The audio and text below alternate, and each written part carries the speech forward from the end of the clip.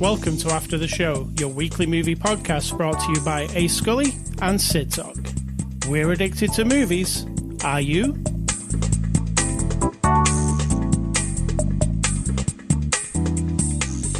Hello there, everybody. Welcome to After the Show. Welcome, Sid Talk. How are you? Very well. Very well. What are you? Very well, very well. My brain just flipped out there for a second. I'm doing very well. Thank you. Are you an android? Am I?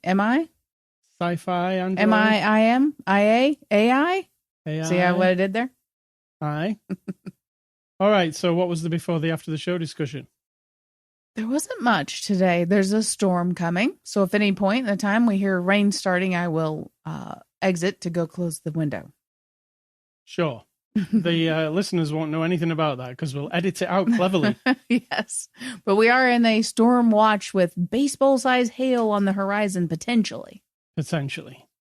All right, Saturday, April the 15th. This is After the Show, your weekly movie podcast. We review a movie every week, and on episode 783, we review the movie 65. A lot of numbers there, Sid Talk. It's a lot. Yes. It's also 2023, the release year of the movie. It's out now on video on demand. It's rated PG-13 from our friends at Columbia, who sent us a copy for review. Sid Talk, give us the synopsis of the movie 65. A synopsis. I think they pretty much lay it out for you.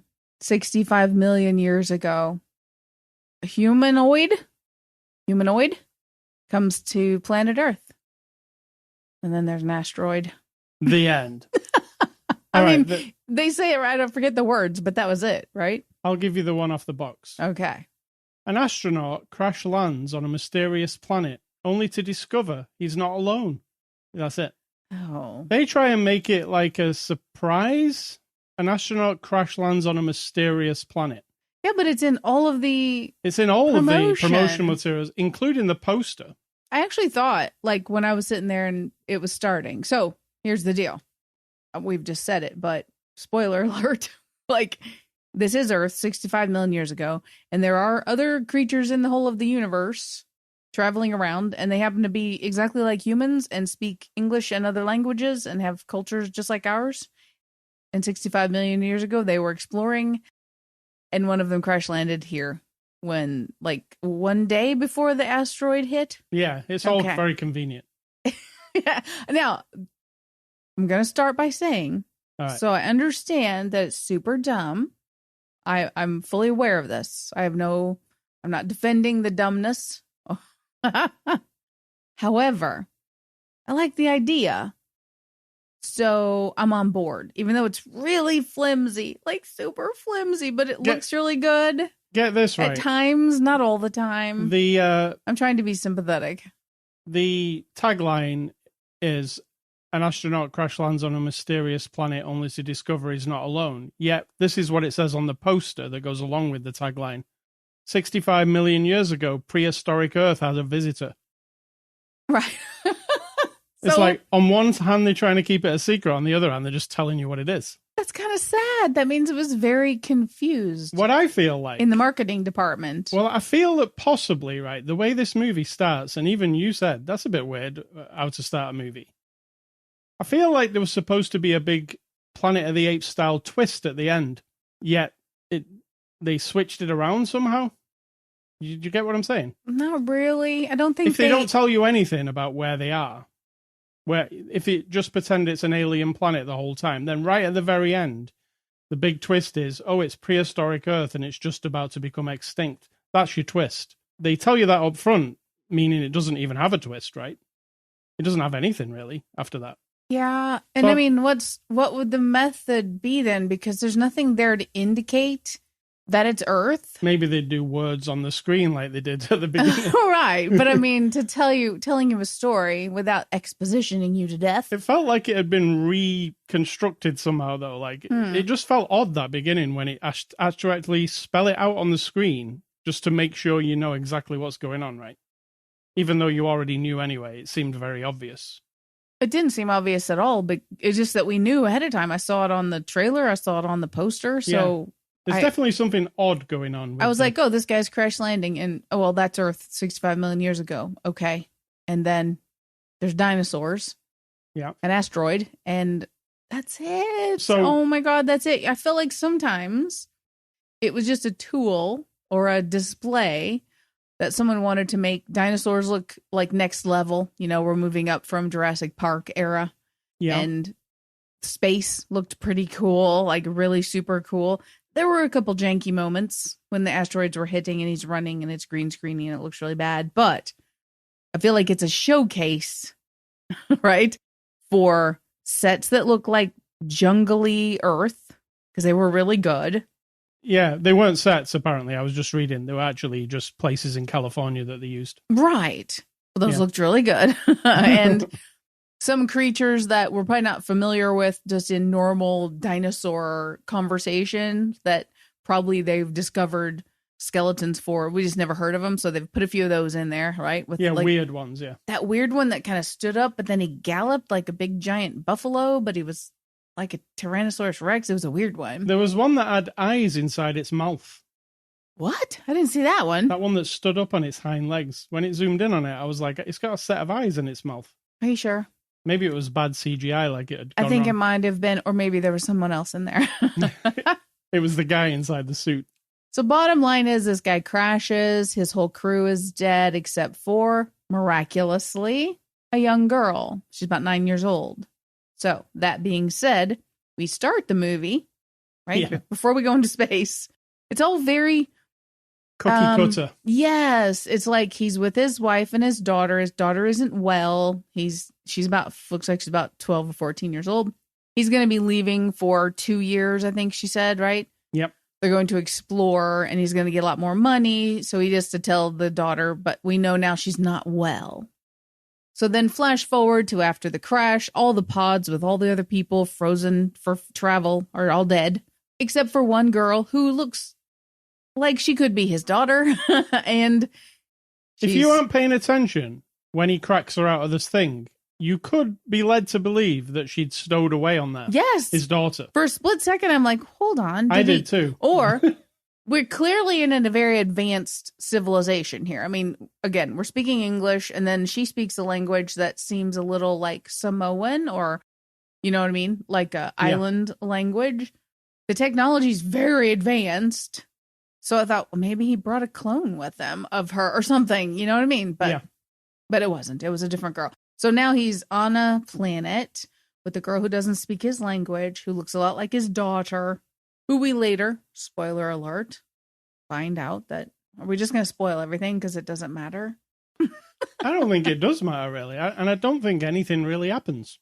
I know. Well, listen to you. You're a 1-star review all of a sudden. I think a lot happens as in that person, that guy. I was going to say, I'll rephrase it. I don't think a lot happens that matters. Oh, dear. Well, I'm looking at it from the character point of view. So he has left Earth, or left, not Earth, Samaris, whatever planet he's from. While his daughter isn't well, we find out later she hasn't survived, whatever her disease was. Then his thing crashes. Everybody's dead. Essentially, he has nothing to live for. Then, of course, enters the possibility that he has another young girl to take care of. Her parents happen to have also been on that ship and were dead. Hold on a second. So now we have an orphan and a father who lost a daughter. This sounds like The Last of Us. There's your story. You're right. Apart from in space. Right. And so that's well, it's not in space, is it? It's on Earth. No. Yes, exactly. It's got some spaceships, let's say. So you've got all that wrapped up together. And that's your event, is that this man finds a reason to try to survive and salvage this girl's life, who now, handy for him, has no parents. And we know nothing else. We don't know if she has siblings or grandparents or anything like that. It's very two-dimensional. Do you agree? Yes. But I still had a good time. I can't even explain it. I would explain it as it's a big action movie with a big star that is capable of doing this kind of movie, I think. He's done this movie called Star Wars. He was pretty good. He was all right. So he's gone from Kylo Ren to Dino Ren. Don't even. It's hollow. It feels empty. Like it doesn't feel like I didn't care about anybody. I feel like I did. I was invested in but here's the twist. Here's my twist, right? Here's my twist. Want to hear it? So you've got these two humanoid creatures. We don't even know what they are. I mean, they're human, right? Obviously. Yeah. Kylo Ren is a human. Well, Jedi human.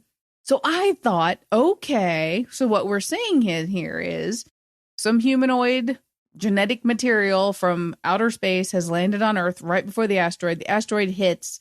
The two humans who are here get completely obliterated, but their DNA survives in some sort of mush in a swamp somewhere, and that becomes the evolution of humanoids on this planet. See, I thought of that.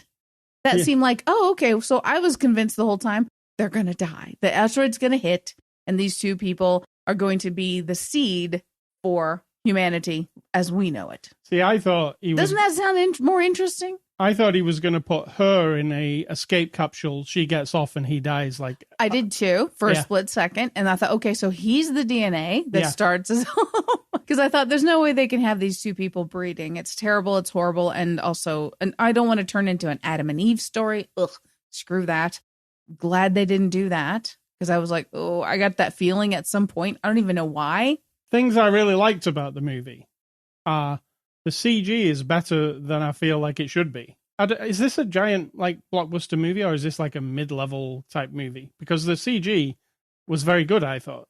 I mean, I feel like it's entertaining. It's got enough, I expected the dinosaurs to look clumsy and cheap, but they didn't. They did not. So I was actually impressed.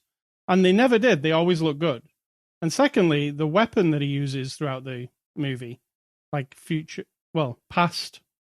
Yeah. The past weapon that's better than today's. It's like a laser gun, basically, but it seems like all powerful.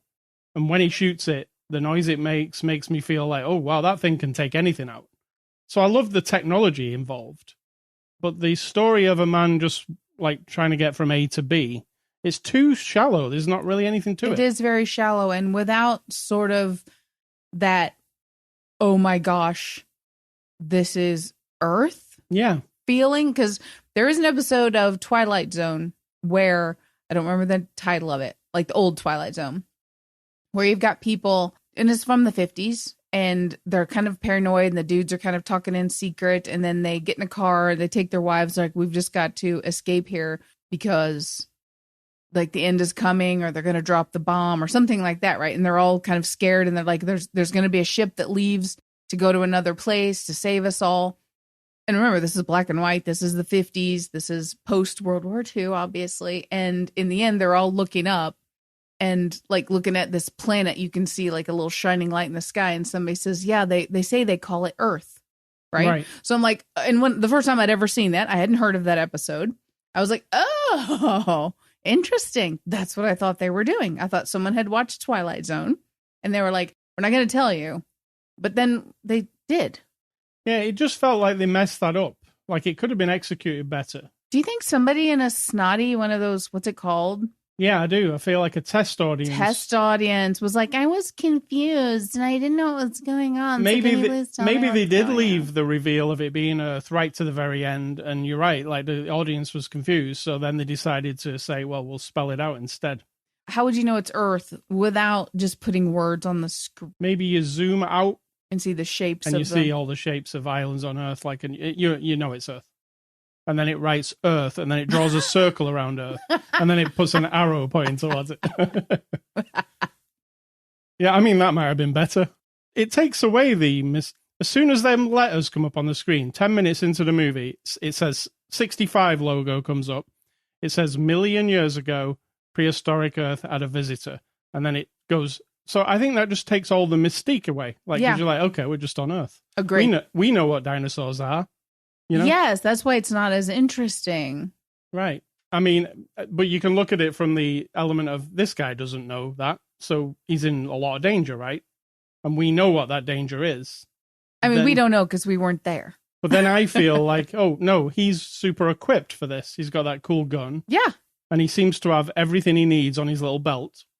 Oh God, yeah, he was very prepared. His thing that like tests fruit or whatever to see if it's poisonous, also tests water, also carries water, also like everything in his thing. Amazing. Yeah, he's got a little bag of marbles that blow things up. He's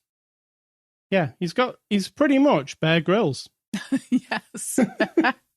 Alien Bear Grylls. Kylo Grills. So, yeah. But then we never established, like, I was looking for something about him. He is the pilot of the ship. That's what he called himself. I was the pilot of the ship. Right.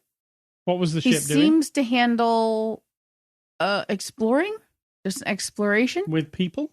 Yeah, because they probably, and again, they didn't explain, like, who are her parents. I think he said scientists, maybe. I don't even remember. But we didn't have, like, a little exposition area time to say, oh, and here's the lady who's the doctor. And so and then like a shot of the room where all the medicine will be. And then like, here's the guy who is the actual, like when we land, he's the dude who's like from Armageddon, he'll drill the shit up, like whatever. And I know that sounds trite as well. Like, oh, we're going to do that. But without any of that, you don't really care. It's a bunch of people who didn't make it and they're just flung out into the swamp. And then there's a girl. Why would they take their daughter is another question. Maybe they were never coming back. No, he was on his way back. That was the point. His way back, yeah, right. He was on the return trip when they hit an asteroid belt. And then I'm still going to say it, though. I still enjoyed it. And no matter how many bad things I can say. It's fun in just a really like turn your brain off. Dinosaurs are going to be attacking them and they're going to get out of situations way. It's almost like Bruce Willis in Die Hard. He keeps getting hurt and he keeps getting injured and then he just keeps going and he just keeps going and he's getting ripped apart a little by little, right? And then you're watching this guy suffer, but then he gets his second wind because he wants to protect her and then he wants to live. And yeah, but ultimately unsatisfying because the end is just like, oh, okay. Like you said as well, he happens to crash on the day that dinosaurs are going extinct. Yes. Like, what a lucky crash. Really? Well, I mean, the extinction kind of saved everything, right? I mean, it saved them because it put the more urgency on them to get out of there. Yeah, I don't think the extinction saved them. That's not my interpretation. I mean, we got to see the extinction of the dinosaurs, kind of. Yeah, that end bit was super stupid, and I'm just going to put that out there. I understand creative people have creative choices. No disrespect to Mr. Sam Raimi. I'm sure because he loves that shit where you move forward in time like a little because we've seen that at the end of some of his lovely movies.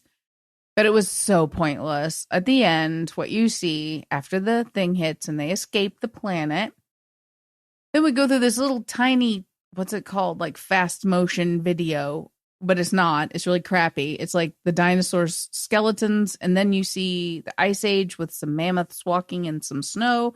Then you see like a golden age of like a prairie with a mountain. And then all of a sudden there's a big city.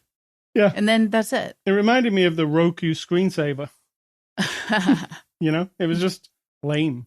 I mean, we know what happens after extinction. Yeah, there's nothing like, we didn't get to see them on another ship to say like, here's what we found. Oh, that planet's been destroyed now. Nothing. Also, at the end, I thought, okay, please zoom in somewhere where this guy has bled.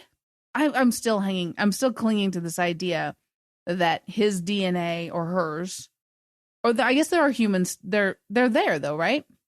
The bodies of those people are there. So now my theory is correct. I just discovered. Yeah. The bodies of the crash people. Yes. Their bodies are there. They're going to fuse with all the Petri dish. The muck. Yes. Okay. I'm satisfied now. I like it better. But we don't have any explanation of that. Like, we could have zoomed in really close on one of the dead bodies after the big cataclysm and saw like something swirling around in the mud. Even that would have made me satisfied. I mean, like you say, you're semi-satisfied with that, but you're actually having to make that up yourself because the movie has no trade in that. True. It's not entertaining that for 1 second. Those people aren't the Petri dish. They're not. I'm entertaining myself. Yeah, exactly.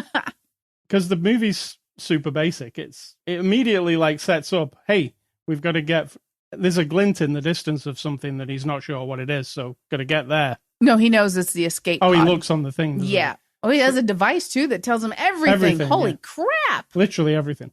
So he has to get to the glinty thing that's over there, and that's the whole movie from A to B, right? Oh, And- so you know who would say he's just walking. Yeah, exactly. Randall from Clerks. Yeah. It's like Lord of the Rings. Just walking. Kylo Rings. No, it's not. It's it is like Kylo Rings. Listen to you with the Kylo jokes. there's lots of Kylo. Kylo's got really good hair throughout the movie. I did notice. He has good hair. And the girl's status changes. Also, one of the creatures that bites him on the arm. Yep. After that, there was no bite on his arm until the very last scene. And I was like, oh. Yeah. And I don't even notice that kind of shit. It just stood out to me. Here's another thing that stood out to me that I kept thinking of. You know the T-shirt that he's wearing throughout the movie? Yeah. It looks like one from the original Tron. It's Okay. got like circuit boards like printed on it. I noticed that. Yeah. So I was like, is he a Tron fan? Is that Tron merchandise he's wearing? 65 million years ago on another planet? Yeah, Probably not. Let's get on to the cast. The cast of the movie is not. We noticed in the credits, there's not many people in this movie. 4 people. Adam Driver as Mills. What do you think? He was fine. I mean, he was overselling it a bit, but then he's a man who's injured and could potentially, his existence could end here on this remote place. And now he's responsible for this young girl. So I feel like, I'm not in that situation, but it seems a bit, I don't know. He's taking it really seriously. Yeah, one thing I did notice, Adam Driver in real life used to be a Marine, right? Mm-hmm. And when when he's holding the gun, which he is a lot in this movie, he's in the proper Marine stance all the time. So It I was seems like that. And I wish they'd addressed like what he is. I mean, I know he's a pilot of this ship, but if Yeah. he had said, he's military, which explains why he's, prepared and understands this critical situation, that would have been at least another dimension to him. But he did look like a soldier. Yeah, he did. We just never had any exposition to tell us that he was a soldier. I mean, because of the trope in this movie of he's with this girl who they can't speak to each other because they don't understand each Oh, other. yeah, that I thought was a bit lame. That is just, that Sadly. makes the movie even less interesting because the bond between them can only ever be like, 1 or 2 words. And there's never really a full, like, she never gets to do any acting much because she can just go, or whatever. Well, she's pretty good. I like her. Her emotions. She's a young girl and she doesn't understand anything. Yeah, but I would have that's going preferred on. it if she could talk to him. I mean, then you could have at least had something going on. I don't know. It just made everything more awkward or like harder. I mean, that's the idea. It's supposed to make everything harder to do. If she's trapped under some rocks, she can't really say that she's trapped. That Right, kind of but he thing. taught her how to whistle. He did. So there we go. Oh, that's another trope: teaching people how to whistle. Oh, it's full of them. Yeah. So Adam Driver, I thought he did a good job, but I don't think the movie has enough for him to stretch his legs, kind of thing. I don't know this person, Mr. Driver, but I think I understand also a paycheck. But the heart of it is a man who doesn't have a lot to live for, finds something to live for in an impossible situation. And that's your jumping off point, right? So I get that as The a Last performer. of Us. I understand. Well, Joel doesn't really seem to fight other than the one time he said he was going to end it all, but then he didn't. We didn't see that in the show. Right. I mean, I get what you're saying. Yes. So we've got Ariana Greenblatt as Koa. She's the girl from the planet, right? She's not from the planet. I mean, not from the planet. The one he finds in the test tube pod. The one who doesn't speak much. Yes. And, Yes. she's the cargo. What? Yeah, what- for some reason, she's a daughter of somebody else on the ship. Yeah. So what do you think of her? She was fine. I mean, I enjoyed, wondering about what a girl of that age who can't understand anything. But then I thought, she did a good job of being afraid and, reacting to things. And then she got kind of tough and dealt with things herself, which was good.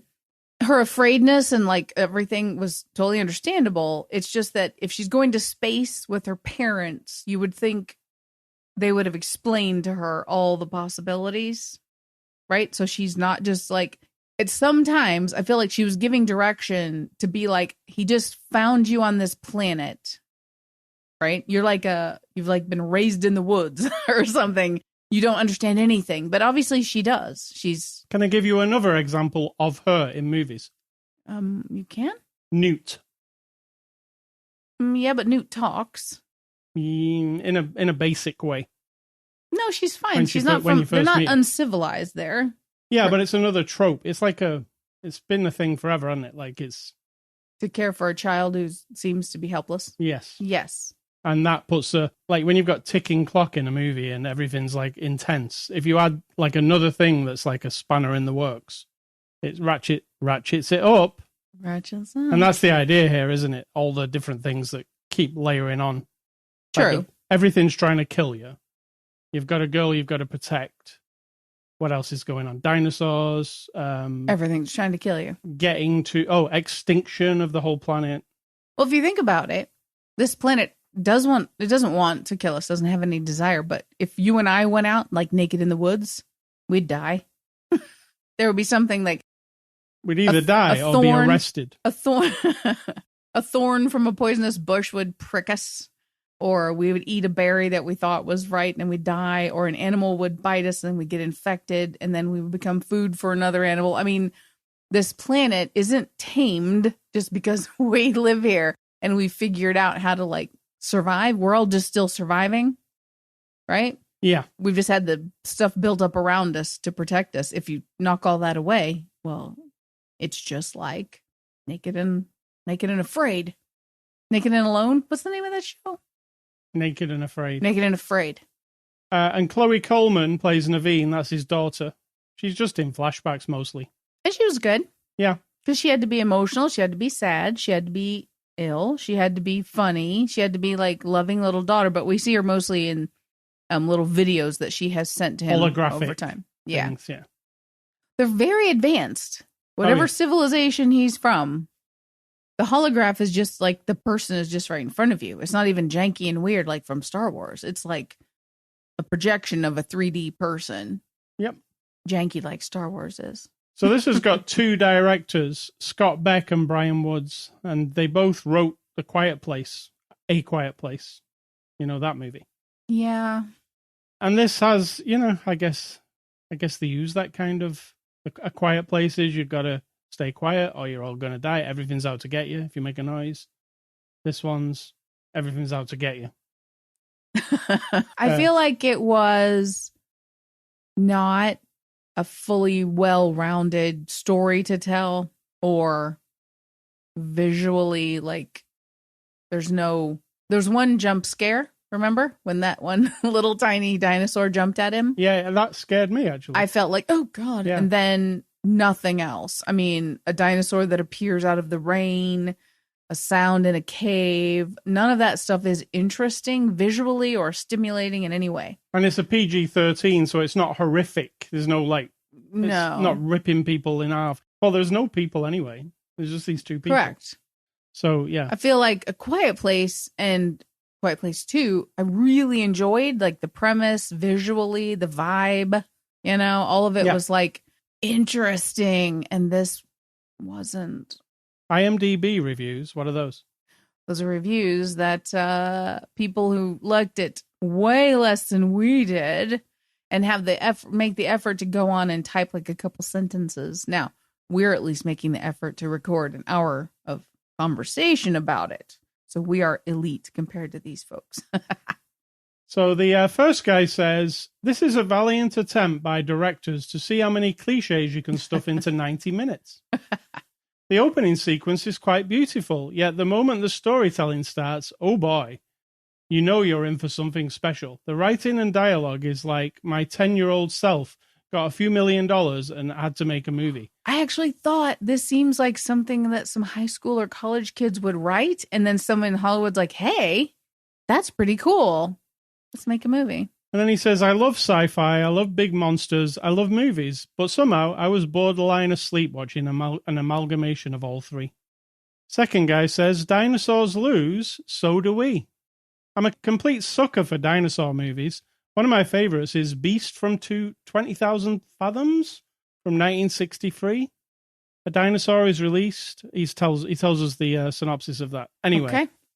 Once he gets to the end of that, he also says, Adam Driver isn't bad, though. Save your money and see Scream 6. It's probably better. Don't What- know what that right. has to do with this. Maybe they were Yeah. out on the same weekend. Advertising for them now? Finally, this guy says, from the writers of A Quiet Place, told me right there that this would be awful. What an awful movie The Quiet Place was. Adam tries to teach language to an American girl. I held little hope about it, and then there was a dartboard that they threw at them. What? I don't even know what that means, Was but that- it's great. That's all he said as well. That's the whole It thing. was like a combination of sentences from another review. Is that an AI? Oh. Possible. It's an AI that went wrong at the end. It's like dartboard. Yeah. How would anyone know this isn't AI? They wouldn't. But Should we have a that's, code word? that's part of the enjoyment. Wondering. Knowing if it's real or not. So we didn't see any extras. We watched the VOD version. You can rent it now. It's $19.99, said Talk. Question. If there were extras, would you have forced me to sit in that chair and watch them? Maybe one of them. Well, not forced, but been like, The come one on. that talks about Adam Driver when he used to be a Marine and how he used those skills in the movie. Do you think that, you know that for a fact, or you're just guessing? I'm guessing, but I mean, it's highly likely. Highly likely. You can get it now on VOD. We're going to give this movie 65 a score. I'm going to give it 65. 65 out of what? No, I can't do that. You could actually give it a 6.5, and that would be clever. I'm giving it. Oh, But yeah. I'm going to give the movie 65. A 5 out of 10. I'm giving it 4.7. Wow. I feel bad. I think we landed I don't around the same. normally feel bad about the low score, but because I'm conflicted. Yeah. I don't love dinosaurs as much as the dinosaur science fiction combination as much as I love zombies and straight up science fiction, because this is like a weird combination. But I did enjoy it. I wouldn't watch it again, maybe. I said that about 2012 though, back in the day. And now if it's on TV, I'm like, that's not so bad. So maybe in I like 10 2012 years. better than 65, though. Right. And you don't like 2012 at all. No. Well, there you go. Yeah, exactly. All right, so that's our review of 65. Thank you to Columbia. Next week, we're going to look at the movie Cocaine Bear. It's about a bear that's on cocaine. Do you know that? I feel like I want to reject that one because I really despise doing things that everyone's talking about, but whatever. You're not to reject it. I'm going to force you to watch it. Go. This is a challenge then. All right, movie recommendations. I'm going on 2 movies that I wouldn't recommend to you that remind me of this movie. This is like a different tip this week. Okay. Don't watch these 2 movies, but they are very much like this movie. Number 1 is Passengers with Chris Pratt and Katniss. Ew, yeah. It reminded me of this movie in some way, and it sucked. Don't watch it. And my other one is After Earth, which also reminded me of this movie a lot. The one where Will Smith and his son are crash landed on the spaceship. It was exactly like this movie. It wasn't exactly like this. He had to go, the son had to go to point B, which was over there, where apparently there'd be a radio tower to get dad out of there. Right? And then stuff attacked him along the way. The end. That was it. The end. Da-da-da. That's it. So those 2 movies remind me of this movie, but I wouldn't recommend either of them. So that's my clever recommendations for you. Do we have a definition of clever, Andy? Mine are, for 2023, I'm just going back to the beginning of the 2000s in science fiction, and we're up to 2010, and I'm going for Death Race 2. I'm not recommending these movies as Jason quality. Statham. Yet again, I'm not telling you to watch these because they're good, kind of like what he just did. But I'm just telling you the movies I've seen, and these are all some of them. Inception, Very which is good. quite good. Predators. Yeah. I love the Predator world and the Alien world. Predators is the Fine. one which I told you they should have done this. Well, this movie. At the beginning of Predators, you see them and they're on this alien planet, the people, and they're fighting and shit. And then the camera pans out and they're actually on Earth, right? It's like a reveal at the beginning. I don't even remember that. So this movie probably could have done something better with that, but it didn't. But it didn't. Also, Repo Men. which isn't also super great, but it's interesting. It's not Repo Man. Oh, yeah, the Jude Law one you're talking about. Yes, where in the future you can get organs installed. Like it's high tech, but it's big business and it's really easy to swap out organs. But you have to owe money for the organs. If you don't pay it back, they will take back the organs. Now, that's an interesting concept. And there are times in that movie, it's pretty, lively little flick. So it's not terrible. And then the other one is Skyline, which we both enjoyed. Yeah, I like Aliens. Skyline is a low-budget sci-fi movie that's actually pretty fun. I recommend. Ah. So, A Scully stuff this week. I've played a little bit of a new Tron game called Tron Identity. Tron? Yeah. Now, I don't know what I was expecting from this Tron game, but if you're thinking, a cool Tron video game, it is a cool Tron video game, but it's actually a visual novel. Do you know what one of those is? No.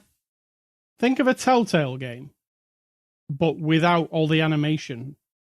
It's just text on the screen and some drawings. And you make choices every now and then. I don't like it. You have to like visual novels to like this game. Now, I'm interested in anything to do with Tron. This is actual canon. It's licensed by Disney. And it's a small like side story set in like another Tron computer. And you're a private detective investigating a murder in the Tron world. It's got the Tron music and it looks cool. But essentially you're reading. There's no voice acting. And you're making choices, So it's really is for a very small amount of people, I would say. Like you. Yeah. Just you. Yeah, just me. Yeah. Don't expect like some big action game because it's not that. But it does have cool artwork and the story is quite interesting if you're into Tron. And it does involve Clue and the actual real, it's not just a side story. It does involve some of the real Tron stuff. So, Tron Identity, that's what I played. Sid Talk, what's for dinner? Tonight, I think I'm going to make some egg and potato burritos. Nice. I think. We'll see. Yet to be determined. Sounds all right. What's your advice? My advice? I didn't put any advice in there. I couldn't think of anything. Here's one How about thing. No advice? No. We can't have no advice. We have to have some observation of the world that matters. That will change the world in some way. I don't really have any of that right now, but I can tell you this. For the last over a year, every day, I have sent a text message to a particular friend every single day called Thoughts for the Day. And there are times when, they don't respond for like days and days. I've sent it and I don't even look to see if they've read them or anything. If I'm in the car before I go to work or I'm on the toilet before I go to bed or I'm at work and I'm thinking about it, I just go, okay, here's my thoughts for the day, send it off. It's very satisfying because I don't require any. It's just like, here's some things I'm actually thinking about, sharing it with you. It could be anything. Could be something they disagree with. Could be something I know is going to be like, what the hell are you talking about? It's like journaling, but digitally. Kind of. It's not about my life or anything necessarily. It can be in response to something or like a response to traffic even. It could be anything. It's very satisfying. And they do respond every once in a while with a thought or a thing or, either I don't know about that or that's not the way I see it, whatever it is. But for some reason, it's like this connection that it doesn't have any expectation or demands. It's just there.